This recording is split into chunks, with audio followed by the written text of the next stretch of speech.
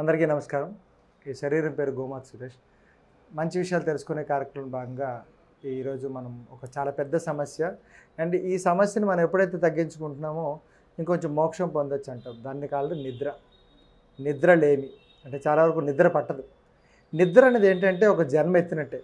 ఒక రాత్రి పడుకొని తెల్లవారు లేచాడంటే వాడికి ఒక జన్మ. అంటే నిద్రలో చాలా శరీరాలు పోతున్నాయి, ఎన్నో వెళ్ళిపోతున్నాయి. అందులో మన లిస్ట్ లేదు. అంటే దాని అర్థం ఏంటి, మనం ఇంకో కాలం జన్మించాం. నిద్రలో ఎన్నో రకాల జంతువులతో ఇబ్బంది అవుతుంది, లేకపోతే పాము కాటుకి, తేలికాటికి గురైన గుండెపోటుకి ఇది ఇబ్బంది అయ్యి ఎన్నో జరుగుతున్నాయి నిద్రలోనే. ఎందుకంటే మనం ఒక మైకంలో ఉంటాం, అది వేరే ట్రాన్స్. ఆ ట్రాన్స్ నుంచి మళ్ళీ నార్మల్గా అవుతున్నామంటే దాని అర్థం మనం ఒక జన్మించాం, ఇంకో జన్మ ఎత్తామని అనుకోండి. అలాంటి నిద్రని ఇబ్బంది పడి నిద్రని మళ్ళీ పాడు చేసుకొని ఉండడం వల్ల నిద్ర లేమి సమస్యలు వస్తున్నాయి. అంటే పట్టట్లే, అటు తిరుగుతారు, ఇటు తిరుగుతారు, దొరుకుతూ ఉంటారు. కారణం ఏంటంటే రెండు విషయాలు ఉన్నాయి. ఒకటి ఆలోచన, రెండోది ఆహారం. ఈ ఆలోచన ఆహారం ఎప్పుడైతే మిస్ మ్యాచ్ అయిపోతుందో వస్తుంది. మనకి నిద్ర కావాలి అనుకుంటే శరీరం బరువెక్కాలి, మనసు ప్రశాంతం అవ్వాలి. లేకపోతే చూడండి, చాలా వరకు నానుడు ఏమంటారు కదా, ఒళ్ళు అలిసిపోతే నిద్ర తెలియదు అంటారు. ఎక్కడ నిద్ర పడుకుంటే ఒళ్ళు అలిసిపోవాలి. అంటే ఒళ్ళు అంటే శరీరం బాగా అలిసిపోవాలి. ఎప్పుడైతే ఎక్సర్సైజులు కానీ ఏమైనా చిన్న వర్కౌట్ చేస్తున్నాడు ఎక్కడో దగ్గర పడుకుంటాం. అది ఎలా పడుకుంటుందో తెలియదు. చాలామంది బాగా ట్రావెల్ చేసి చూస్తారు, ఆ రైల్వే స్టేషన్ దగ్గర, బస్ స్టాప్ దగ్గర హాయిగా పడుకుంటారు. ఎందుకంటే శరీరం అలిసిపోయింది. శరీరం అలిసిపోతే ఆటోమేటిక్గా వస్తుంది. ఇంకోటి ఏంటంటే ఆహారం.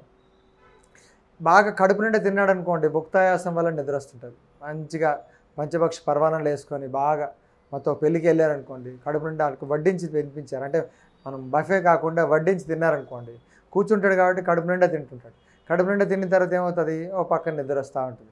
బస్సు ఎక్కగానే హాయిగా నిద్ర వస్తుంది. ఎట్లా ఉంటుంది, అది కడుపు నిండిపోయింది. ఈ రెండు సమస్యలు ఎప్పుడైతే తేడా కొట్టేస్తాయో, ఏ ఫిజికల్ యాక్టివిటీ లేకపోతున్నా మనసు ఎక్కువ ఆలోచించడం వల్ల, విపరీతమైన కారం మసాలా పొడులు ఎక్కువ తినేయడం వల్ల శరీరం వేడి ఎక్కువైపోతుంది. ఆహారంలో లోపం వల్ల జరిగింది, అదే వల్ల బాడీ యాక్టివిటీస్ వల్ల తగ్గింది. ఈ రెండిటికి సమస్యలు మనమే మార్చుకోవాలి. ఒక చిన్నపాటి వ్యాయామం చేయడం వల్ల, ఉదయం సాయంత్రం పూట సూర్యోదయం సూర్యాస్తమయాల్లో చిన్న వ్యాయామం చేయడం వల్ల వాతం శరీరంలో మెల్లగా తగ్గి కఫం పెరుగుతుంది. శరీరంలో వాతం అంతా తగ్గిపోతుంది. అప్పుడు ఆహారం ద్వారా ఉదయం పూట అండ్ అదేవిధంగా సాయంత్రం కూడా వాతం తగ్గిపోతే నిద్ర ద్వారా, లేకపోతే తీపి పదార్థాలు తినడం వల్ల రాత్రిపూట రెండు కూడా మనకి శరీరంలో వేడి అంతా తగ్గిపోయి నిద్ర వస్తుంటుంది. శరీరంలో ఉండాల్సిన దానికంటే వేడి ఎక్కువ ఉందనుకోండి, నిద్ర రాదు. మన పక్కన్నోడు చాలా వేడిగా కోపంగా ఉన్నాడు, ఆలోచనతో ఉన్నాడు అనుకోండి, మనకి రాదు. అండ్ మన చుట్టూ ఎన్విరాన్మెంట్ ఎప్పుడు గడబిడిగా ఎక్కువ ఆలోచన విధానంతో కూర్చున్నారు అనుకోండి, నిద్ర రాదు. ఒక అలజడి ఎప్పుడైనా లోపల శరీరంలో జరుగుతుంది, మనసు లోపల జరుగుతుంది, అలాంటప్పుడు నిద్ర రాదు. చూడండి, ఇంట్లో ఎవరికైనా సమస్యలు వచ్చిందనుకోండి, అంటే ఆరోగ్య సమస్యలు వచ్చింది, నిద్ర రాదు. ఏ క్షణాన్ని ఏ మాట వింటామో అని చెప్పే విధానంలో చాలా ఉంటారు. మనకి నిద్ర రావాలి అంటే, నిద్రలేమి సమస్యలు పోవాలంటే ఫస్ట్ స్నానాలు చేయాలి. అంటే శరీరంలో ఉండే మలినాలు ఫస్ట్ పోవాలి. పొట్ట లోపల గ్యాసులు పోవాలంటే లైట్ ఫుడ్ తినాలి. రాత్రిపూట తినే పదార్థాల్లో తీపిదనం, చప్పదనం, కొంచెం పులుపు, అంటే ఉప్పుదనం తరగాలి. తీపి ఉప్పు ఎప్పుడైతే లవణం విషయాలు కానీ, తీపి కానీ, పులుపు కానీ జరుగుతుంటే నిద్ర హాయిగా పడుతుంటుంది. తినాల్సిన దానికంటే ఒక ముద్ద ఎక్కువ తిన్నాం అనుకోండి, నిద్ర డెఫినెట్లీ వస్తుంది. మన ఎన్విరాన్మెంట్ అంటే పడుకునే ప్రతి ఒక్క ప్రదేశంలో ఉండే బట్టలు కానీ, ఆ రూమ్ అట్మాస్ఫియర్ కానీ, లేకపోతే లైటింగ్స్ కానీ, ఆ గోడలకు వేసే కలర్ కానీ, ఇవిలో కూడా లైట్నెస్ ఉందనుకోండి, నిద్ర వస్తుంది. మన చుట్టుపక్కల మన పక్కన ఉండే వ్యక్తి కూడా అలజడి లేకుండా ఒక చిన్న మ్యూజిక్ పెట్టుకుంటే నిద్ర వస్తుంది. మరొకసారి చెప్తున్నా, ఎంత చెప్తున్నా కూడా ఎవరి సమస్యలు వాళ్ళవే. ఆర్థిక సమస్యలు అవ్వచ్చు, జాబ్ విషయాలు అవ్వచ్చు, ఇంట్లో సమస్యలు అవ్వచ్చు, ఆరోగ్య సమస్యలు అవ్వచ్చు, ఇవన్నిటి కూడా నిద్ర డిస్టర్బ్ చేస్తుంది. నిద్రలో ఎన్నో రోగాలు తగ్గుతాయి. మనం బాగా హాయిగా నిద్ర పడుకున్నాం అనుకోండి, బీపీలు తగ్గుతున్నాయి. నిద్ర బాగా ఉన్నామనుకో, సైకోసోమాటిక్ డిజార్డర్లు తగ్గుతుంటాయి. నిద్ర ఎప్పుడైతే తేలిపోతుంది, హాయిగా నిద్ర తేలింది అనుకుంటే సరిపోతుంది. దానికి జాజికాయ చాలా బాగా పనిచేస్తుంది. జాజికాయ పౌడర్ ఏదైతే ఉందో నీటిలో కలుపుకొని తాగండి, నిద్ర హాయిగా తగ్గుతుంటుంది. నెయ్యి, ఎవరైతే బాగా నెయ్యి పదార్థాలు తిన్నారనుకోండి, టప్పున పడుకుని పోతారు. ఉదయం పూట యోగా చేస్తున్నాం, చిన్నపాటి యోగా అంటే పరిగెట్టడం కాదు.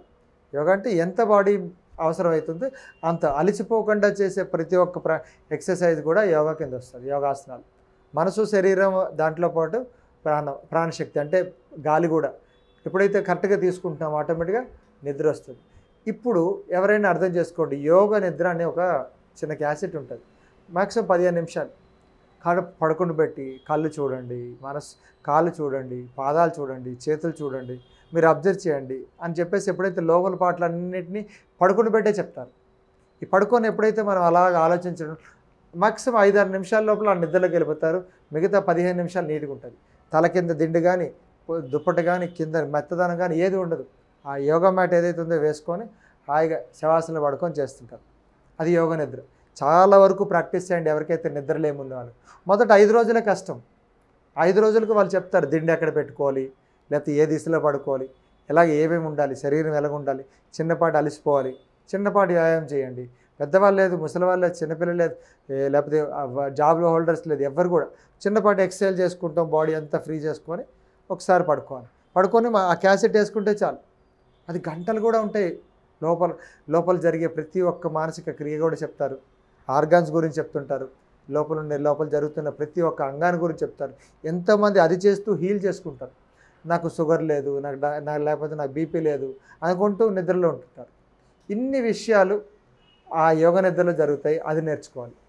జాజికాయ జాపత్రి గురించి కానీ, యాలకులు లవంగాల గురించి, నెయ్యి గురించి, ఎన్విరాన్మెంట్, బెడ్రూమ్ ఎలా ఉండాలి, హాల్ ఎలా ఉండాలి, వంటగది ఎలా ఉండాలి, రాత్రికి నేనేం తినాలి, ఇవన్నీ కూడా ప్రతి ఒక్కరు తెలుసుకోవాలి నిద్ర పట్టడానికి కోసం.